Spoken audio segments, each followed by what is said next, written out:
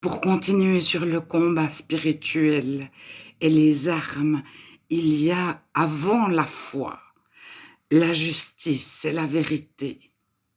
Alors, tout le Nouveau Testament nous parle de sanctification. Nous sommes transformés de gloire en gloire.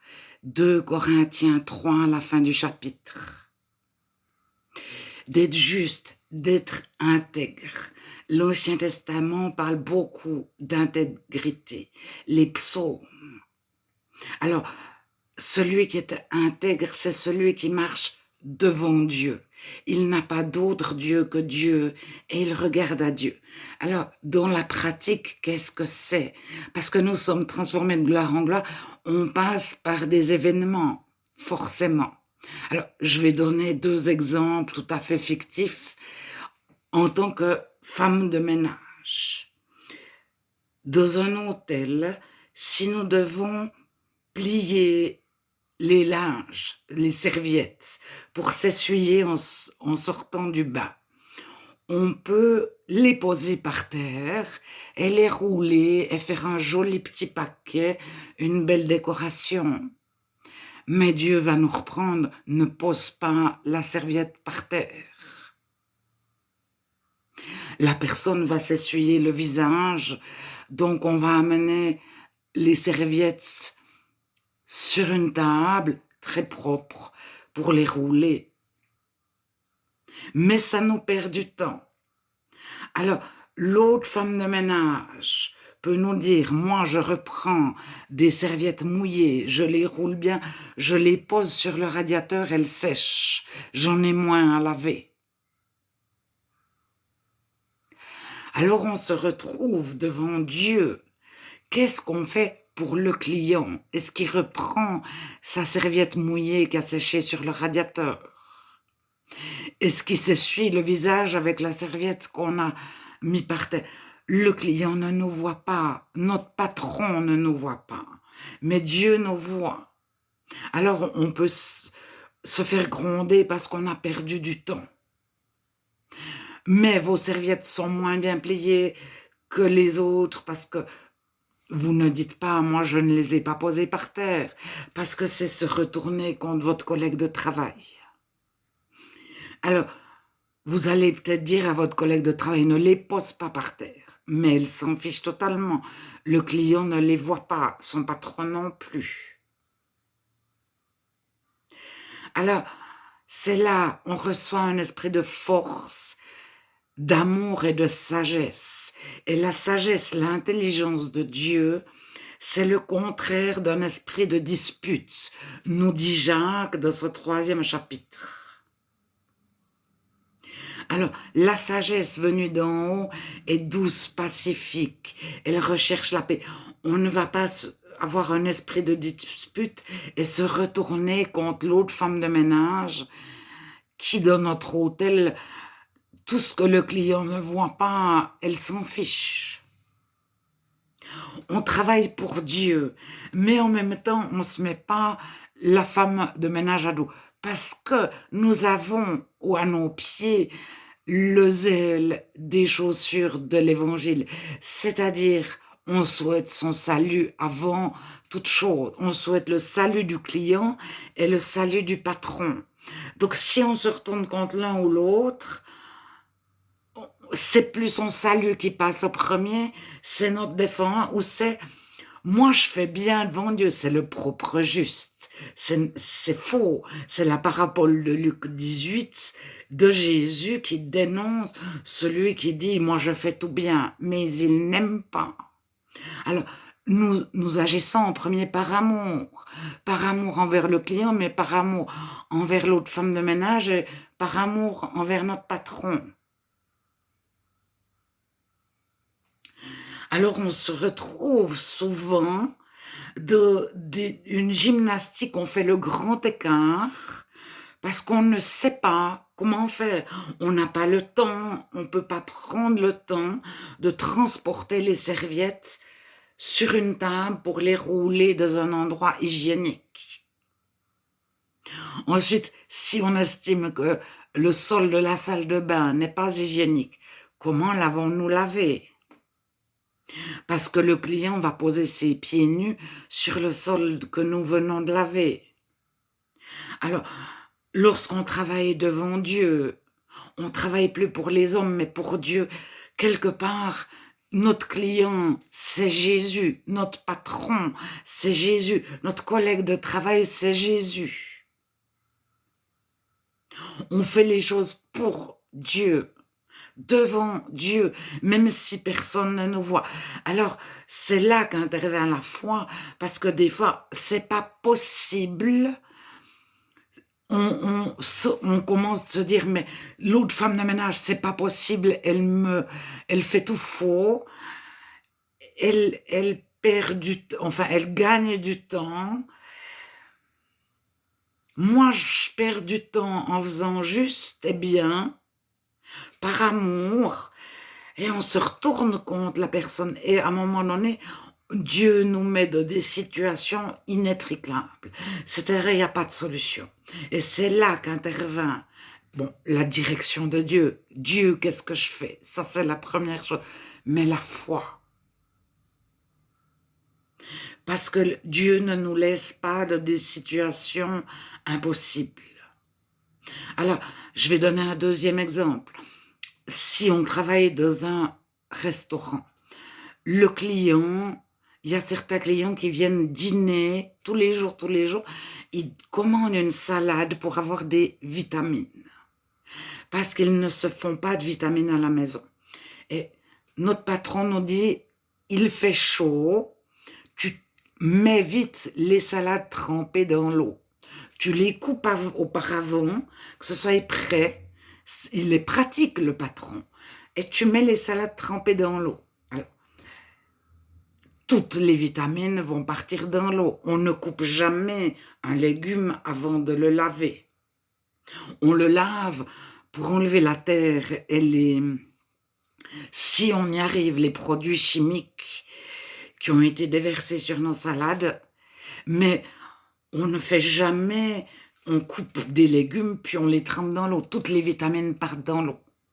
Et si on fait tremper une salade dans l'eau, les Français diront une laitue peut-être, on est certain que lorsque le client vient manger une salade pleine de vitamines, il n'a pratiquement pas de vitamines.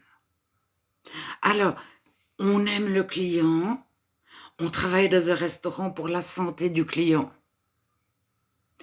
Lui, il ne sait pas si on a trempé notre salade ou pas dans l'eau, si on l'a coupée au préalable. Notre patron, il voit nos salades flétrir dans notre cuisine. Donc, on les met au frigo, qu'elles ne se flétrissent pas par la chaleur. Donc, on perd du temps. Ou bien, on se dit, on va demander à celui qui livre les salades de les livrer avec les racines dans un peu de terre, puis on met les racines dans un bac d'eau. Et la salade boit de l'eau par tous les temps, par toutes les chaleurs, et au dernier moment, mais le patron va nous dire, vous vous préparez à l'avant, ne faites rien au dernier moment. Et on ne sait plus comment faire pour que le client ait des vitamines pour aller vite, parce que le client, il veut pas attendre 2 heures sa salade. Alors on convainc notre patron que notre client a besoin de vitamines. Et puis s'il n'est pas d'accord, on pense à son salut avant. Alors à quel salut penser? À celui qui n'y connaît le mieux, mais le client qui vient tous les jours manger sa salade, lorsqu'il fait sa prise de sang chez le médecin, et puis que le médecin lui dit « vous ne manquez d'aucune vitamine ». Il a mangé 6 mois dans notre restaurant, enfin dans le restaurant où nous travaillons. Mais s'il est venu manger 3 fois, lorsqu'il fait son check-up chez le médecin, il ne fait pas de rapprochement avec notre restaurant. Qu'est-ce qu'on fait devant Dieu? Alors, je parle de petits exemples, mais si on est chef, si on est responsable, on a des personnes que c'est nous qui les engageons, c'est nous qui leur versons un salaire. Nous avons d'autres problématiques et on se retrouve entre nos employés et nos clients et nos fournisseurs et la banque, etc. On a d'autres problématiques. Et devant Dieu, on ne triche pas. Qu'est-ce qu'est la vérité et la justice? Alors c'est ça la sanctification. À un moment donné, nous-mêmes, on n'y arrive pas. On a besoin de foi parce que Dieu nous met dans des situations où tout seul on ne s'en sort pas. Et les miracles de Dieu, c'est pas seulement la guérison, des prodiges, etc. C'est de nous sortir de situations. Dieu exige de nous qu'on fasse les choses devant lui. Il nous protège parce que le bouclier de la foi va avec la cuirasse de la justice et la ceinture de la vérité. Et si on enlève la ceinture, la cuirasse tombe par terre, selon comment étaient vêtues les personnes par avant. Donc si on enlève la vérité, un seul mensonge, on perd notre cuirasse et on perd notre cuirasse qui nous retient des flèches du malin. Donc on commence de douter, mais nous avons la croix. Dieu, c'est notre mère. J'ai parlé de la vidéo précédente du petit ourson face à un puma, deux pumas, 6 pumas. Il a sa mère ours derrière lui. Il ne la regarde pas, il ne la voit pas. Mais le puma s'enfuit parce que lui, il voit la mère ours. Alors il faut se représenter que Dieu, c'est 50 mères ours qui sont pumas, 200 lions, 50 000 hyènes face à nous. Notre maman ours est toute puissante, mais surtout, notre maman ours, si le petit bébé ourson part, il fait des bêtises, la maman n'arrêtera pas de le protéger. Même s'il fait des grandes bêtises et puis qu'il fait tout le contraire de ce que sa mère y a dit, il est tout petit, sa mère va pas le renier. Alors, nous apprenons devant Dieu. Nous sommes des petits bébés, nous tombons, nous faisons des bêtises. Tomber, ça veut dire faire des bêtises quelque part. Et faut pas croire que Dieu ne nous protège plus. C'est ça la foi, c'est retourner à la croix, la vérité, Jésus, le chemin, Jésus. Et Jésus, la croix, nous pardonne, nous lave de l'intérieur, nous pardonne chaque bêtise que nous avons fait. Et nous pouvons compter sans cesse sur la grandeur de Dieu, sur la protection de Dieu, sur le bouclier de la foi. Parce que nous avons au pied les chaussures de l'évangile de paix, c'est-à-dire nous recherchons en tout premier le salut de nos clients, de notre banquier, de nos fournisseurs, de nos employés. Est-ce que je vais vous retrouver de les cieux? Mais on ne peut pas se poser la question, on ne peut pas dire toi tu iras de les cieux, toi pas. C'est Romains 10, au début du chapitre. Celui qui dit à l'autre, toi tu n'iras pas dans les cieux, toi tu n'iras pas au paradis, toi tu iras en enfer. C'est un blasphème. On ne peut pas se substituer à Dieu.